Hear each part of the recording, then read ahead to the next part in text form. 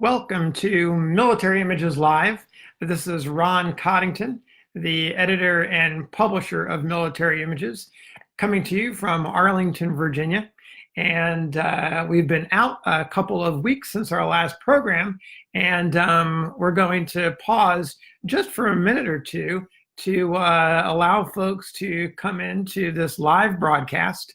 As I mentioned, it's been a couple of weeks. I see Michael Pissarro is on the phone, or on the on the Facebook channel. So thank you. Jeff is here. Rick Wolf is here. Elizabeth Topping. Thank you all for showing up. As I mentioned, it's been 2 weeks since we've been here, and the program airs every other Monday at 9 p.m. ET. Occasionally, we'll have a holiday break, but for the most part, we'll be here, and I hope you will be too.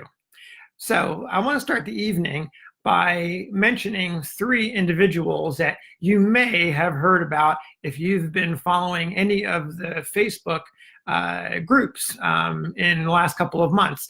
And they're all veteran members of the centennial generation, as I like to call them. Those are the pioneer collectors who helped build the current body of scholarship around the field of collecting photos. We lost three of those members in the last couple of months, and you may have heard about them. John Sickles, Jim Frasca, and Henry Deeks. All of these collectors were really fantastic individuals. They've been described as pioneers in the field. The amount of education and knowledge that they have shared over time is irreplaceable. And in fact, it lives on. As I'm reminded of the intensity of John Sickles, the intensity and the great humor of Jim Frasca, and of course, last but not least, my mentor, Henry Deeks. All of these guys brought a special kind of intensity to the world of collecting photographs. And it's very easy to dwell upon those guys and their contributions. And we should. It's absolutely fitting and appropriate that we do that. But I want to tell you about two individuals that I've met in the last few weeks who bring the same intensity. These are collectors who are relatively new to the field. And when I look into their eyes and talk to them, I see the same intensity that I saw on John and Jim and Henry's faces. So the first person I want to talk about is Josh Densmore. I met Josh at the Mansfield show a few weeks ago, and Josh came up to the Military Images table, and I was really impressed with the way that he talked about collecting photographs, and he was visiting the table with a specific challenge in mind, and it's this photograph right here. It's a non-commissioned Union officer. His chevrons appear to be slightly obscured, but it looks like we have a corporal. What Josh was really interested in knowing, and what I want to hopefully engage with some of you all tonight, is the backdrop, which we think is going to be a clue to his identity. If you look at this backdrop, what you're going to see is what appears to be almost a European city. There are rows of buildings. There's a harbor with a beautiful sailboat in it. There are mountains, there are trees, and everything is wondrously tinted. I'm not sure this printout actually reveals just how striking the color tinting is. You can see the reddish brown tint to the building, the lush greens that are in the grasses, even a little hint of blue that's in the sky. It's really quite beautiful. It's also a rare backdrop. Whoever painted this backdrop had some knowledge of architecture, and Josh wants your help. So if you know about this backdrop and have seen it before, post, leave a comment on Facebook so that we can pass it along to Josh. And I'll be posting this image later on so you can see it. Now, the other person I want to talk about who had some real intensity was Kara Stewart. And I met Kara just this weekend. I was in Gettysburg and visited the Horse Soldier where Kara Stewart works. And Kara talked to me about her boys in Company I of the 137th New York Infantry. She has a real deep interest and the intensity, the way she talked about the images, the way she talked about the stories of the soldiers, the way she talked about her interest in American history, the way she talked about being a caretaker of these photographs, and the way she talked about researching and telling their stories was just wonderful to me. And when I think about John and Jim and Henry, I see the same expression. I see the same look in the eyes of Kara and Josh. So if you can help out Josh by identifying that backdrop, and if you can help Kara by looking for information about the 137th, she's on the hunt for photographs and other materials that she can use to write stories.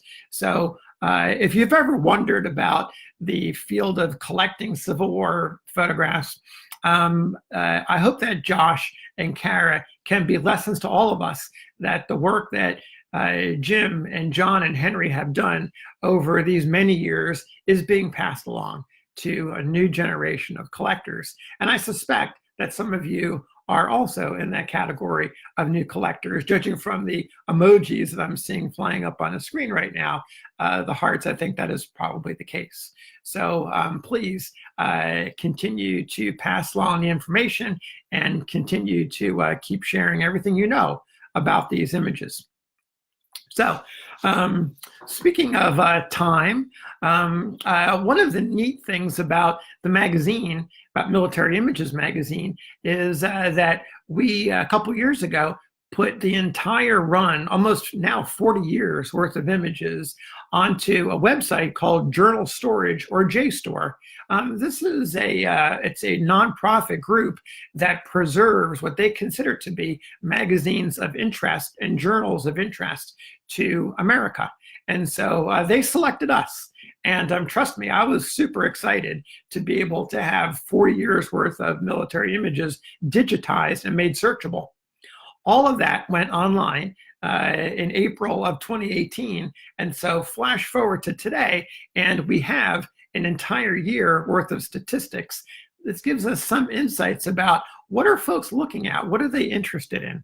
So I went into the data and did a little bit of searching, and I thought, what were the top 10 stories that folks who visited JSTOR interested in last year?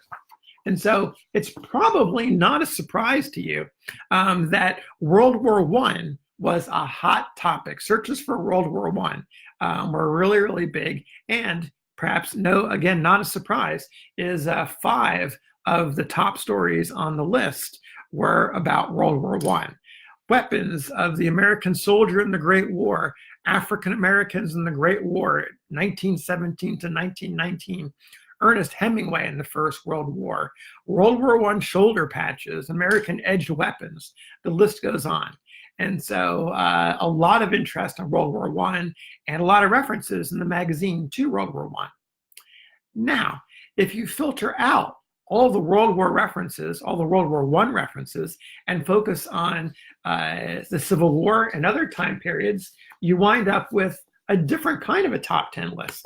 What you see here is 2 stories about cycloramas, the lost cycloramas of Shiloh and Missionary Ridge, and the Custer cyclorama. Those are 1 and 2. And I should also tell you that the top 10, everyone that looked at this, all the folks who accessed it, this is a total of 75 or greater. So we're looking at a number of folks who have called these images, or pardon me, have called these articles down. Women on the home front, the Sharps rifle, photography during the Civil War, coming in at number 5. Medical images of the Civil War, 6. Following the colors on James Island, number 7. Antietam, 140 years ago, that was number 8. Death of an Ironclad, the USS Tecumseh, is number 9. And number 10 is hidden down here. It's a story about nurses. So we see a great mix here of folks who are interested in military culture, folks who are interested in the Army, in the Navy, in nurses, in weapons, a little bit of everything. So we're going to keep tracking this data. And next year about this time, I think we'll do another show and go a little bit deeper into the data and get a sense of how folks are using the archives and what exactly they're looking for. So with that, I have another bit of research that has popped up in the past week, and it is about a very simple word. Here we go. The word is photographer. And this is the word that has come to represent all forms of photography. And in the Civil War, by the time of the Civil War, was no exception. And so I was a little surprised a couple weeks back when I was doing a bit of research and I found a modern article that had a reference to a different term. The term was photographist. And in this case, the term photographist was in quotes. And so I got to wondering, why exactly are we using the term photographist in quotes? It struck me as a little bit, it raised questions. And so I thought I would poke around a little bit and find out just where is the origin of the term photographist, and was it even used during the Civil War? And perhaps to no surprise, it was used during the Civil War. And the way that I investigated this was by going to the US Census for 1860. Now, why would I go to the 1860 census? Because there is a nice little form field in the 1860 census that asked folks for their occupation. And all of that information, all those occupations happen to be listed in Ancestry.com's version, their cataloging of the 1860 census. So what I found when I did some searching under the various terms, that of all of the photographers who listed their profession, their occupation that was connected to photography, 1 in 5 used the term photographist. The other 4 use the term photographer. Now, the study goes on, and I'm not going to share all the details, but we have a chart coming out in the next issue of the magazine that we look at other terms that were being used. Ambrotypist, daguerreotypist, which was still popular during the beginning of the Civil War, at least in 1860. So we take a look at that to try to get to the bottom of some of these terms. So when you think about photographers during the Civil War, you can also think about that small number, maybe 1/5 of them, that thought of themselves as photographists. And by the way, that term photographist, you might wonder, what's the deal with the IST? So a couple thoughts that I have. One of them is that they thought of themselves as artists. And as you know, many of the photographers, in fact, were artists. And during the Daguerrean era, the idea of a photographic artist was really something, those two crafts sort of blended together into one. So photographist may simply be the blending of terms of photography and artist. And then also think about other terms that you know, like machinist. A machinist, someone who specializes in machines, someone who specializes in photography. So there you have it. Stay tuned for more with our chart, which is going to go into some added detail. Now, there's a couple of things that I did not get to in our last show, just because we had such a wealth of material and I had to cut a couple things out. So now I want to go back in and visit some of that material that we had. And the first one I want to start with comes from Charlie Clark. And Charlie instantly grabbed my attention because he sent me photographs of his ancestors. And so we're looking at Nathan Church of the 26th Michigan Infantry and George Clark Jr. of the 11th Massachusetts Infantry. Now, Charlie tells me that Colonel Clark of the 11th, he's pictured right here. Colonel Clark was wounded, seriously wounded, on the slopes of Henry Hill at Manassas, First Battle of Manassas in July of 1861, and that pretty much ended his military service. The other image, Nathan Church, was promoted several times, including courage in the face of the enemy. So Charlie's question is actually about the backdrops in this image. As you'll see, they both have columns that look similar. And what Charlie is wondering is if it's possible that these images were taken by Matthew Brady at different times during the war. Keep in mind, Clark left in 1861, and Nathan didn't really get a start until 1862. So they were not in the Army at the same time. And Charlie wants to know if they were taken by Matthew Brady. Now, I did a little bit of searching around, thinking that Colonel Clark would have had his photograph made in Brady's DC studio. And so as I'm looking around at images, I saw one by Lorenzo Thomas and one of Abraham Lincoln. The Lincoln image, I think many of you know as a classic. This was taken, I believe, in early 61, maybe even before he was inaugurated, or maybe just after. And so you'll see that there is a column in both of these images. Now, this is where the power of observation starts to really come into play. If you look at the image here of Thomas, because we have a really good view of the column, and compare that to Colonel Clark, you're going to see some differences in the column. Colonel Clark's column has a little decorative inset here, and it has a top which is very different from the top we see here, and we see no emblem in the center. So I'm not exactly sure, without doing further research, that this is in fact a Matthew Brady, that these images may not be from Matthew Brady, but they could be. Brady could have changed up his column or used a different one. So there's more research here. And I would give 2 tips to Charlie and to others who are looking at backdrops. The first one is to look around, do a search for other images, and you can do that very easily online. Look for other images, and then turn up your powers of observation and begin to look at the columns, the tables, the chairs. Notice the finials on the chairs. Notice the various architectural differences in the columns, in the tables. And that forms the basis of where you can start to draw comparisons.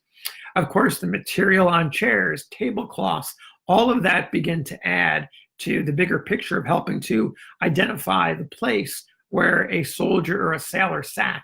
Even the floor makes a difference. There's some unique tile here that's worthy of comparison. So as I say, turn up those power of observations, do your research, and look for images that might be similar to the one you have. We're always interested in those kinds of stories. So if you make any great connections, and I'll post these images so you can see if you can find them. I'll post these on our comments field. And if you can help solve Charlie's mystery, we'd all appreciate it. Now, another mystery that I hope you can help me with is this gentleman. This soldier is actually known. He is Adlai C. Holler of Company C of the 6th South Carolina Infantry. And this is an original scan that was taken of a photo some years ago. And the photo was known to have been in the possession of Mary Elwood Holler Jeffords, who was the great-granddaughter of Adlai Holler, pictured here. And you can see he's got on the darker gray uniform with the dark trim around his collar. You can see the regimental number 6 on the top of his cap. You can see the SCV for South Carolina Volunteers below it. It has all the hallmarks of just a wonderful portrait. So this image is currently among the missing. Mary Jeffords passed away a couple of years ago. And at this point, the original image, the whereabouts of that image is not known. So if you have any idea about where this image is, I don't know that folks are looking to purchase it. They're simply looking to know where it is located. And they're also looking to get a high resolution scan that they can pass along to future generations. So if you can help out, that would be fantastic. Here's another image. And I'm going to post this on the comments field as well. This comes from Andrew Garton. And like many folks who contact us, they're trying to find the identity of someone. And in this case, we have a sergeant, as you can see from his chevrons. He's got his gauntlets on, and the back mark of gold sticker of the Army of the Cumberland. So got some interesting detail going on here. Andrew and others who have soldiers that you're not sure of the identity, the very best original suggestion I can make is to contact Civil War Photo Sleuth. That's civilwarphotosleuth.com. Upload the image, fill in all the data in the forms, and see if you can match the database, which is thousands and thousands of images, to see if there's an image of your soldier that has been identified. That's the first best step that I can think of. It's actually the easiest step. Beyond that, there's an amazing network of collectors located all over the place, subscribers to military images, those who subscribe to Civil War Faces by Doug York, and a number of other websites are more than happy to help. So there's a network of folks out there that can help identify those images. So try Civil War Photo Sleuth and get onto some of these Facebook groups and reach out. We can help you. Got a couple more to go this evening. One of them is this find, which comes from Kevin Canberg. And Kevin is the senior editor of Military Images magazine, and he has quite a story to tell. But before I tell it, let me remind you that a gallery of Kevin's images appeared last year in MI, and this is the opening page from that issue. And I want to draw your attention to this badge right here. This is a fire department badge from Brooklyn, New York. And this relic plays a big part in the story of Kevin's collecting and his connection to his father. So this becomes really important. Hold this thought for just a second while I go back to this image. Here's what Kevin has to say. He says, I want to share with you a coincidence, a white whale moment, if you will. My collecting started thanks to a Brooklyn fireman's badge. And that again is the badge right here. So Kevin, for more than a decade, has been looking for the soldier who is connected to the badge because the badge has a number on it. And Kevin was able to track that badge number to the identification of the Brooklyn firefighter. Now, he hasn't found it, as I mentioned, but he said, the attached ambrotype right here popped up on eBay.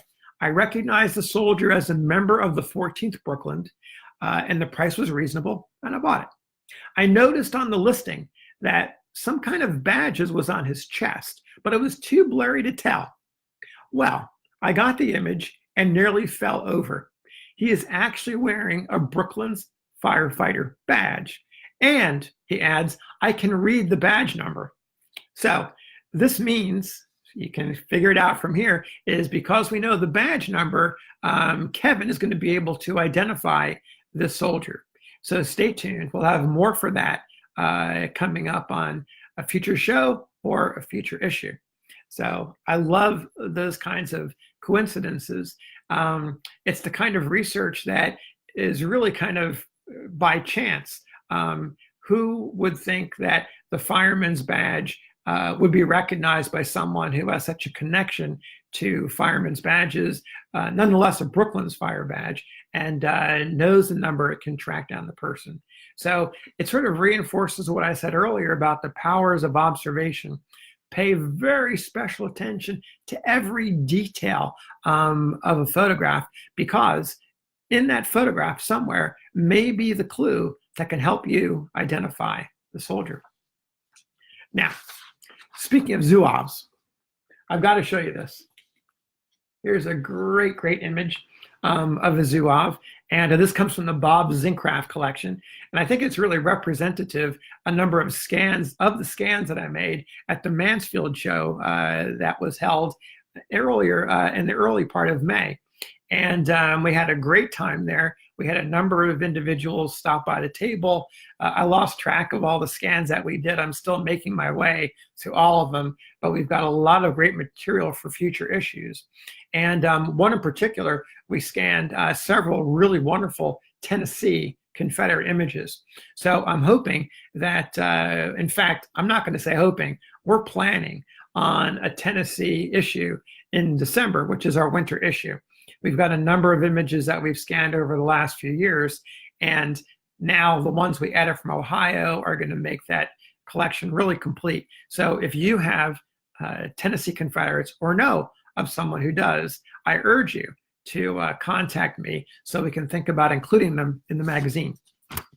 So with that, I'm going to close. But before I do, I want to congratulate Chuck Joyce. He is the newest member to join the ranks of our senior editors at Military Images. Chuck is a collector of images of Gettysburg soldiers.